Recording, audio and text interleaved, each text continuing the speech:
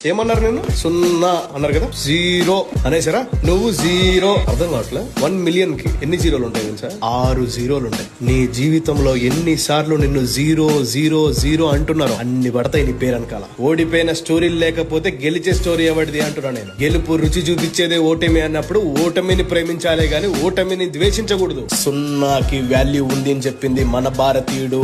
నీ లైఫ్ లో నువ్వు జీరో రా అన్నప్పుడు గుర్తుపెట్టుకో, సున్నాకి వాల్యూ చెప్పాడు మన భారతీయుడు. ఒక్కసారి చూసే విజయానికి 1000 సార్లు ఓడిపోయినా మంచిదే.